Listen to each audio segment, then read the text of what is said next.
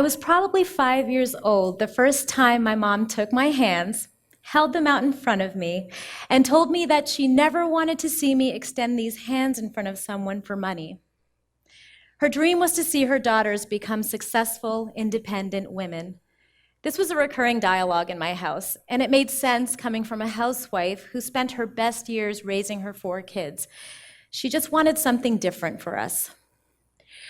Fast forward to when I was 22 years young, sitting in a real estate title office, signing what felt like 1,000 documents.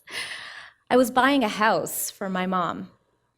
Up until this point, I was excited and frankly a little surprised that I was approved for a home loan and able to do something to pay my mom back for the years she had invested in us. My parents had recently split up, and this house was my way of restoring her sense of security, while also letting her know that she did her job in raising us right. But there was another side to this story. As I sat there in that title office signing those documents, I looked poised and confident, but inside, I was terrified. I was overcome with the realization that buying a house meant I'd be tied to my day job until I was 52 years old. I felt like my wings had been clipped just as I was ready to spread them. My day job represented my greatest obstacle between myself and the life of my dreams. Yet here I was, committing to it for the next 30 years at an interest rate of 4.1%.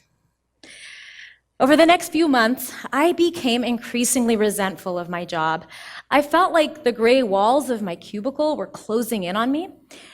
I developed a condition I call career claustrophobia. Symptoms include staring at the clock every 2 minutes and dreaming of an escape.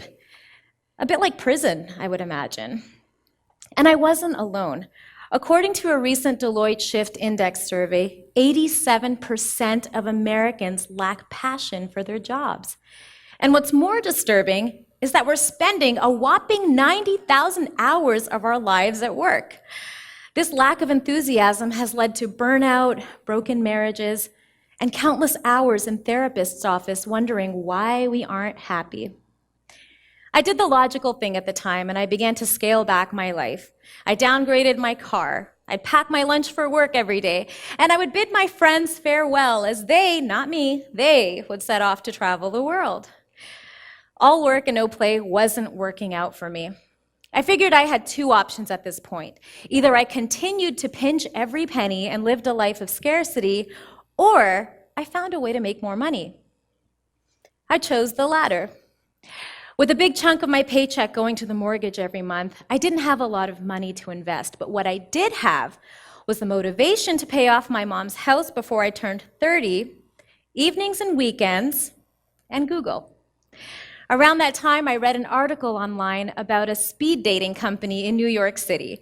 It sounded interesting and like something we could use in Tampa, Florida, where I lived at the time.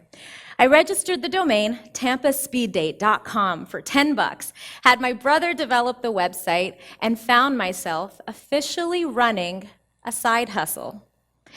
A side hustle may have sounded like something scandalous a few decades ago, but today it's defined as a means to earn income alongside one's main form of employment.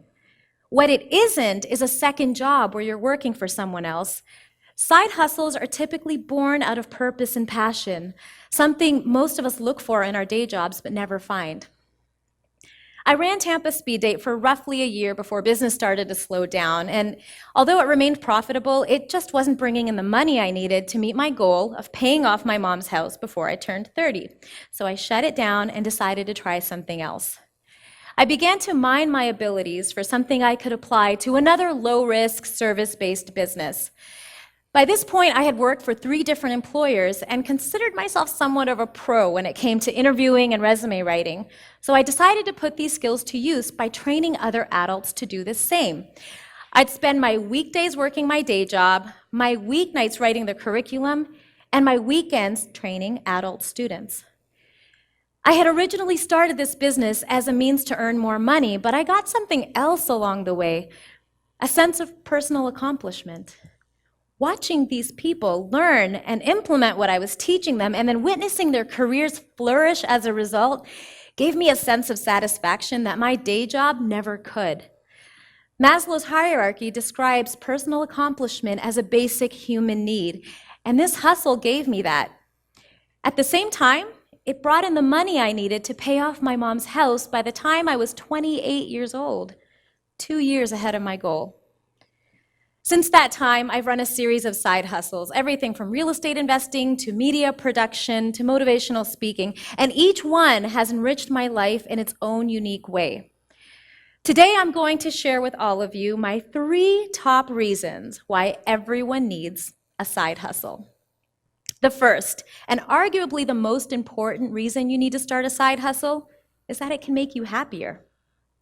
According to the American Psychological Association, 65% of US employees cited work as a significant source of stress. And a universal complaint amongst these employees was a sense of powerlessness on the job. We're being handed too much responsibility with too little authority, and it's taking a toll on our physical and our mental well-being. Side hustles give us an opportunity to regain some of that loss of control. You get to decide what you want to do and how you want to do it.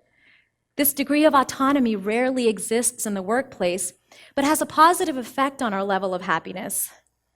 To further demonstrate this point, in his book, The Upward Spiral, Dr. Alex Korb describes how decision-making affects our brains.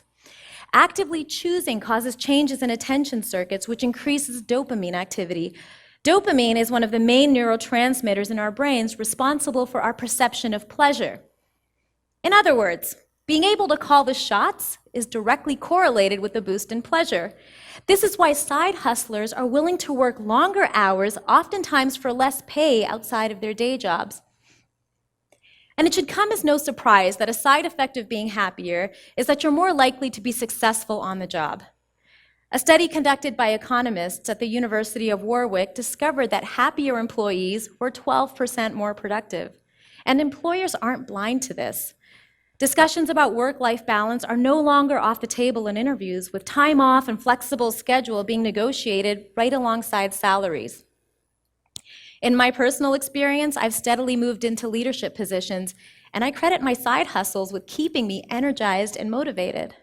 Now, it might sound counterintuitive to take on more work with a side hustle to relieve the stress of work, but the relationship between the two is mutualistic. One feeds the other, creating greater odds for overall happiness. Who doesn't want to be happier? But there are times when your side hustle is more than just a happy venture. The second reason you need to start a side hustle is that it diversifies your skills, skills that can potentially save you in a time of need. Some of you may be thinking, well, I can pick up skills with a hobby, or some of you might be thinking that you're happy with your career and your salary and you really don't need to do more. And for all of you, I have a story about my friend Tom. Tom was a good employee. He worked for one of the country's largest hospitality companies for 33 years. Every day, Tom invested his time, his energy, and his ideas on the job, hoping that the company would value his commitment. But the company had other plans for Tom. After 33 years of service, they let him go. And at the ripe age of 50, Tom found himself unemployed. Getting laid off is a hard enough pill to swallow. Getting laid off at 50 is like taking a career bullet to the chest, and then having that chest pounded on with the roll of resumes from younger job candidates. For the next several years, Tom would apply to thousands of jobs with zero success. As much as we like to believe that hiring practices are fair, things like ageism, racism, sexism, all kinds of isms are very much alive in the workplace. We can either surrender our livelihoods to our employers, or we can take the reins and maintain some level of control. So what happened to Tom? Well, a few years prior to getting shafted by his employer, Tom developed an interest in public speaking as a means to increase his self-confidence. He joined a local Toastmasters club and went on to become an award-winning speaker in his area. He then went on to train over a dozen other speakers, making a name for himself as a speaking coach. When Tom found himself unemployed, he became self-employed. For the last few years, he's become Nomad Tommy B, traveling the country, remotely coaching students over the phone on how to become better speakers. His side hustle evolved into his bread and butter and affords him a life of freedom. If you ask him today, he'll say his only regret is that he didn't start his side hustle sooner. In a world that's obsessed with 30 under 30 lists, the beauty of a side hustle is that you can start it at any age and at any stage in life. And like Tom, the skills that you acquire through your pursuits can give you the means to survive in the face of an employment crisis. This brings me to my third reason you need to start a side hustle. You're actually more likely to be successful with an idea if you start it on the side. Let me ask you guys a question. Has anyone here ever played poker? All right, imagine yourself playing a hand with $5 in the pot. With $5 in the pot, you can play with your strategy, have a little fun. Even if you lose, you can probably stick around and play a few more hands. Now imagine yourself playing a hand with $50,000 in the pot. The higher the stakes, the higher the reward. But now it's a little harder to keep your poker face, isn't it? Similarly, when you go all in on a business without having a day job to back you up, your energy comes across differently. The stress of keeping up with your bills could affect your decision-making abilities and how you interact with your clients. We hold this stereotype of entrepreneurs as rebels who throw caution to the wind and go all in on their dreams. But this model is not feasible for most of us. We've been brainwashed to believe that this is the only way to achieve success. But there's data that suggests something completely different. Over the course of 15 years, researchers with the Academy of Management studied over 5,000 aspiring entrepreneurs consisting of two varieties. Those who started a business without having a full-time job, and the second being hybrid entrepreneurs, those who started a business while maintaining a full-time job. The results showed that hybrid entrepreneurs were 33% more successful with their business ventures. 33%. That's a significant difference. Side hustles offer entrepreneurs a try-before-you-buy opportunity where you can test your idea in a low-risk manner before deciding to go all in. And that's exactly what a fax machine saleswoman did in the 1990s when she started an intimate apparel line out of her apartment. She toiled with her side hustle for years before experiencing success and leaving her day job, but once she made that leap, there was no turning back. Her name is Sarah Blakely, and she's currently worth over $1 billion thanks to a business she started on the side, a women's intimate apparel line called Spanx. Starting a side hustle is like tiptoeing into the realm of possibility where anything is achievable. Employers have started to embrace the concept of work-life balance, but that doesn't mean they're creating the life part for us. It's up to each of us as individuals to create our own opportunities for greater happiness, broadened skills, and the chance at life-altering success. Ultimately, we're all looking for a greater sense of purpose and fulfillment in our lives. And while our careers utilize only a fraction of our capabilities, side hustles enable us to flex our potential, making anything possible. I no longer see my day job as my greatest obstacle between myself and the life of my dreams.